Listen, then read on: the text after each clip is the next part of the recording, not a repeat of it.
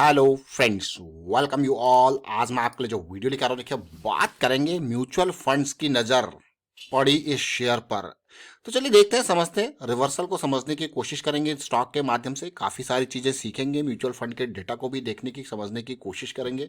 और आगे बढ़ने से पहले मैं आपको बता दूं, अगर आपने अब तक चैनल को सब्सक्राइब नहीं किया तो जल्दी से सब्सक्राइब कर लें, बेल आइकन को प्रेस कर लें, जिससे आपको नोटिफिकेशन आती रहेगी। और प्राइस सेक्शन सीखने के लिए आप ज्वाइन कर सकते हो मेंबरशिप ज्वाइन बटन पर क्लिक करके। प्राइस सेक्शन की सीरीज बहुत इंपॉर्टेंट है लर्निंग पर्सपेक्टिव से, और उससे भी ज़्यादा इंपॉर्टेंट अगर कोई चीज़ है वो है इस सीरीज को देखने के बाद प्रैक्टिस। प्रैक्टिस देखिए, प्रैक्टिस से ही माइंड ट्रेन होगा, ब्रेन ट्रेन होगा। तो इसलिए प्रैक्टिस बहुत जरूरी है। मैं आपको बार बार कहता हूँ कि 4 टाइम फ्रेम हमारे पास होते हैं, मंथली, वीकली, डेली और आवरली। और 2000 के आसपास हमारे पास स्टॉक बचते हैं, अगर मैं 100 करोड़ से ऊपर के मार्केट कैपिटलाइजेशन को लेके चलूँ तो 2000 स्टॉक, 2000 के आसपास के स्टॉक हैं, 4 टाइम फ्रेम है, यानी कि आप पर्टिकुलरली 8000 चार्ट्स के ऊपर फोकस कर रहे हो। तो देखिए 8000 चार्ट जब आप देखते हो रेगुलर बेसिस पे तो कितना इंपॉर्टेंट है। और एक एक बटन के प्रेस पे आप 4 चार्ट्स एक साथ देखते हो, 3 चार्ट्स एक साथ देखते हो, तो काफ़ी चीज़ें लर्निंग की आपको देखने को मिलती हैं। काफ़ी चीज़ें आप सीखते हो कि चार्ट्स में किस तरीके से चीज़ें बन रही है, किस तरीके से रिवर्सल बन रहा है, किस तरीके से मोमेंटम बन रहा है। अलग अलग पैरामीटर सारे आपके लिए हैं यहाँ पे, आप देखिए, समझिए, सीखिए। आज हम जिस स्टॉक की चर्चा करने वाले हैं उससे पहले अभी हमने जो चर्चा किए हुए हैं पिछले लास्ट स्टॉक, जिसमें आरती सर्फेक्टेंट था हमारे पास, महिंद्रा लॉजिस्टिक्स था, और हमारे पास था टाइड वाटर ऑयल। लेकिन आज हम चर्चा करेंगे जिस स्टॉक की, वो देखिए आप जीआर इंफ्रा प्रोजेक्ट्स। अगर आप देखो तो एक स्मॉल कैप कैटेगरी का ये stock, small cap to mid cap range का ये स्टॉक, जिसका मार्केट कैपिटलाइजेशन 11,000 करोड़ का, 1100 के आसपास का प्राइस है। अगर आप पी रेशियो के कंपैरिजन देखो तो बिल्कुल ही कम। देखिए रेवेन्यू और प्रॉफिट ग्रोथ में कोई कमी नहीं है। रेवेन्यू का ग्रोथ आप देखिए, प्रॉफिटेबिलिटी देखिए, सब कुछ स्टेबल है। लेकिन उसके बावजूद भी आपको शेयर का प्राइस बिल्कुल गिरा हुआ देखने को मिला होगा, क्योंकि 2200 के लेवल से गिर के 900 के लेवल तक आना काफ़ी गिरा हुआ आपको देखने को मिलेगा। लेकिन इस गिरे हुई चीज़ों में कुछ डेटा को अगर देखते हैं तो कुछ नंबर्स मुझे काफ़ी इंपॉर्टेंट लगे, खासकर कि आईसीआईसीआई पोटेंशियल का नंबर जब मैं देख रहा हूँ यहाँ पे धीरे धीरे करके इन्होंने, आप देखिए रिसेंटली जून क्वार्टर और सितंबर क्वार्टर में, जून क्वार्टर के यहाँ पे नंबर कम हुआ था, लेकिन वापसी यहाँ पे बढ़ती हुई देखने को मिल रही है। अगर मैं कोटक स्मॉल कैप फंड को देखूँ तो इन्होंने क्या किया, देखिए इन्होंने अभी रिसेंटली दिसंबर 2023 वाले क्वार्टर में एंट्री ली है, और 14 लाख शेयर्स इन्होंने बाई किए हैं। और अगर मैं निपॉन को देखूं तो निपॉन को आप देख सकते हो क्लियरली कि इन्होंने भी सितंबर और दिसंबर क्वार्टर में अच्छी खासी यहाँ पे हिस्सेदारी, आप नंबर्स देख सकते हो कि 13 लाख शेयर इन्होंने भी अभी दिसंबर क्वार्टर में या सितंबर क्वार्टर में उठाए हैं। अब चलिए चार्ट के ऊपर चलते हैं। चार्ट के ऊपर अगर आप देखो सितंबर अक्टूबर क्वार्टर में ये एक बड़ा नंबर्स आपको देखने को मिला था, 4 दिसंबर को एक बड़ी रैली आपको देखने को मिली थी। लेकिन अगर ये स्टॉक को देखूं मैं, टाइम जरूर ये ले रहा है रिवर्सल के उसमें, लेकिन टाइम, बड़े टाइम फ्रेम को जब आप देखते हो तो टाइम तो चीज़ें लेती हैं। और आप देख सकते हो क्लियरली ये एक सीधे फॉल, इसमें अगर मैं एक फ्रैक्टल को देखूँ तो कुछ इस तरीके से फॉल देखने को मिला है। और अगर मैं इसका लास्ट हाई इंपॉर्टेंट जो ये है और हाई देखोगे तो ये आपको जोन देखने को मिल रहा है। तो इस तरीके से एक काइंड ऑफ ये पिछला हाई यहाँ पे टूटता है, और एक सिचुएशन यहाँ पे एक पॉजिटिविटी की आती है, और फिर से एक रैली की उम्मीद है, और जिसमें एक फ्रैक्टल देखने को मिल रहा है कुछ इस तरीके से। तो कहीं ना कहीं एक बहुत इंपॉर्टेंट ये स्टॉक आने वाले टाइम पे।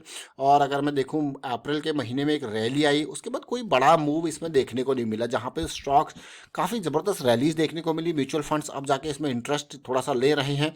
और अगर इस स्टॉक को जीआर इंफ्रा के आईपीओ को देखो, जैसे जब मार्केट में आईपीओ इसका आया था तो इसका प्राइस जो था वो, सबसे पहले इसका सब्सक्रिप्शन देखिए, 100 टाइम्स से भी ज़्यादा, यानी कि 100 गुना से भी ज़्यादा इसका सब्सक्रिप्शन हुआ। 837 का जो है इसका प्राइस था, लेकिन ये ओपन ही 1700 के आसपास हुआ, क्योंकि सब्सक्रिप्शन इतना ओवर सब्सक्राइब्ड था, तो इतना ज़बरदस्त तरीके से खुला। तो जिसके बावजूद यहाँ पे कई लोगों को लगा यार अभी तो शेयर खरीदने का फ़ायदा नहीं है, अभी करेक्शन आएगी तब खरीदेंगे। और ये करेक्ट होता होता देखिए धीरे धीरे करेक्ट होता अपनी उन्हीं आईपीओ लेवल के प्राइसेस पे चला गया। और अब जिन लोगों को, जिन फंड हाउसेस को उस टाइम पे नहीं मिल रहा, तो अब वो फोकस कर रहे हैं इसको इन रेंज में, इन जोन्स में बाइंग की, यानी कि एक एकुमुलेशन का जोन देखने को मिल रहा है। तो ये स्टॉक आने वाले टाइम के लिए बहुत इंपॉर्टेंट हो जाता है, क्योंकि इसमें कोई बड़ी रैली अभी तक आई नहीं है, और रेवेन्यू और प्रॉफिटेबिलिटी में कोई फ़र्क नहीं है, लेकिन कोई बड़ी रैली आई नहीं है। लेकिन ये स्टॉक को अगर मैं देखूं, जैसे रिसेंटली दिसंबर वाले मंथ में एक बहुत ही बेहतरीन वॉल्यूम जनरेट हुआ है, तो कहीं ना कहीं कुछ स्मार्ट मनी की एक्टिविटी मैं कहूँगा यहाँ पे देखने को मिल रही है। आप क्लियरली देखिए, जब भी प्राइस ये देखिए रिजेक्ट हो रहा है तो काफ़ी इंपॉर्टेंट जो है एक्टिविटी, गतिविधि दिख रही है। और रिसेंट की जो एक्टिविटी है वो बहुत ही ज़बरदस्त वाली एक्टिविटी देखने को मिल रही है। तो अभी तो ये स्टॉक अगर मैं कहूँ तो डेली पे ये बियरिश साइकिल में है, लेकिन ये स्टॉक अभी खरीदने लायक नहीं, मैं कहूँगा वॉच लिस्ट में ऐड करने लायक स्टॉक है। जैसे ही यहाँ पे बुलिश साइकिल स्टार्ट होती है तो हमारे लिए ये स्टॉक बहुत इंपॉर्टेंट हो जाएगा। अगर किसी ने पिछली बुलिश साइकिल में इसको एंट्री ली with stop loss of this, तो अब तक उसका स्टॉप लॉस भी हिट नहीं हुआ, लेकिन हाँ वेट जरूर करना पड़ रहा है, वापस बुलिश साइकिल फिर से स्टार्ट होने का इंतजार जरूर रहेगा। तो ये स्टॉक रहने वाला है रडार में। और हम इस स्टॉक को क्यों अभी आपके लिए लेके आए, क्योंकि अपॉर्चुनिटी तो अभी डेली के हिसाब से बनी नहीं है, क्योंकि इंतजार कर रहे हैं बनने का। तो ये स्टॉक इसीलिए लेके आए क्योंकि अगर अपॉर्चुनिटी बनती है तो बहुत ही कम रिस्क वाली अपॉर्चुनिटी तैयार होती हुई और अर्ली स्टेजेस में ये स्टॉक सामने आया। अब मैं एक और छोटा टाइम फ्रेम इसके आपके लिए लेके जाऊंगा जो कि आवरली का टाइम फ्रेम है। जो मुझे यहाँ पे देखने को मिला, एक बड़ी रैली के बाद एक बेहतरीन करेक्शन आई और मैं इंतजार कर रहा था कि यार कब जाके इसमें एक आवरली की पॉजिटिव साइकिल स्टार्ट हुई। बड़ी रैली थी आवरली पे, एक बड़ी करेक्शन, बिल्कुल जैसे यहाँ पे इम्बैलेंस क्रिएट हुआ उसको बैलेंस करता हुआ, और एक पॉजिटिव साइकिल यहाँ पे स्टार्ट हुई आवरली के। जो अगेन जो थोड़ा सा और स्मॉलर टाइम फ्रेम पे जाके देखते हैं कि कब जल्दी चीज़ें इनिशिएट हो और जल्दी एक्शन लें, तो उनके लिए आवरली टाइम फ्रेम होता है। बट रिलायबिलिटी पर्सपेक्टिव से थोड़ा बड़ा टाइम फ्रेम जब डेली पर साइकिल हो जाती है दैट इज इंपॉर्टेंट। बट ये अर्ली सिग्नल्स के लिए हम यूज़ करते हैं और छोटे टाइम फ्रेम पे जाके, क्योंकि धीरे धीरे करके जो चीज़ें अभी आवरली पे आपको देखने को मिल रही है, अगर यहाँ पे पॉजिटिविटी बरकरार रहती है तब जाके आपको डेली पे चीज़ें बनती हुई देखने को मिलेंगी। तो इसलिए छोटे टाइम फ्रेम हमारे लिए एक इनिशियल लेवल के संकेत प्रोवाइडर होते हैं। जैसे डेली में बियरिश साइकिल स्टार्ट हुआ तो उससे पहले आप देख सकते हो आवरली में किस तरीके से बियरिश साइकिल ऑलरेडी स्टार्ट था और एक लोअर लो लोअर हाई की साइकिल बनती रही। अगर आवरली की रिसेंट मैं कहूँगा एक रिवर्सल को देखें, रिवर्सल को समझने की कोशिश करें, तो आप देख सकते हो यहाँ पे किस तरीके से ये हाई टूटा। और रिवर्सल के एग्जांपल जैसे मैंने आपको कहा कि आवरली से अगर आप समझ सकते हो तो आप क्लियरली देख सकते हो कि किस तरीके से लोअर हाई लोअर लो की सीरीज यहाँ पे रिवर्सल हमें देखने को मिला।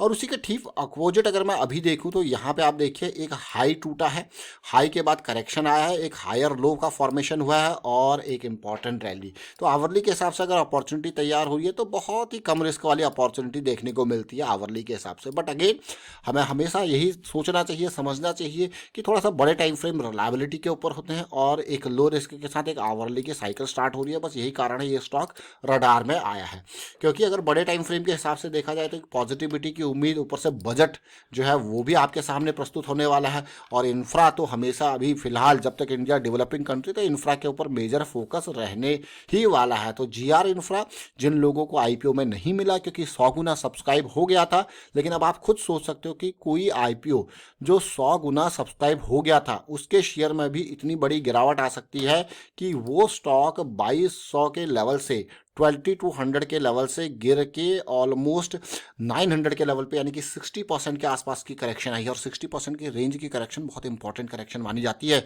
रिवर्सल के लिए। अपनी हाई से देख रहे हो ना, तो ये बहुत इंपॉर्टेंट करेक्शन, क्योंकि मैं बड़े टाइम फ्रेम के ऊपर बात कर रहा हूँ यहाँ पे वीकली के हिसाब से, तो चीज़ें आपको क्लियर कट देखने को मिल रही है कि जो लोअर हाई लोअर लो की सीरीज थी वो बदलती हुई देखने को मिल रही है। तो ये स्टॉक बहुत इंपॉर्टेंट होने वाले है, खास करके इन जोन्स के बाद 1270 1200 इन जोन्स के बाद।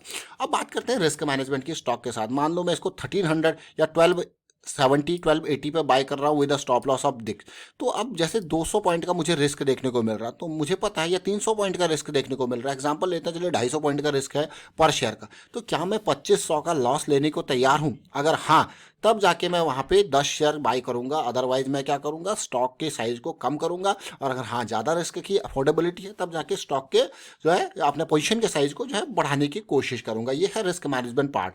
लेकिन ये स्टॉक क्योंकि एक पोटेंशियल है, इसका रेवेन्यू ग्रोथ प्रॉफिटेबिलिटी ग्रोथ आपने देखा, तो एक बहुत ही ज़बरदस्त जो है फंड हाउसेस ने भी यहाँ पे एकोमुलेशन स्टार्ट किया हुआ है। फिलहाल वाइंड अप करना वीडियो को, और उम्मीद करता हूँ आपको समझ में जरूर आएगा। और प्राइस एक्शन की सीरीज ऑलरेडी आपके लिए है, इनको देखते रहें, सीखते रहें, प्रैक्टिस जरूर करें। Thank you for watching the video.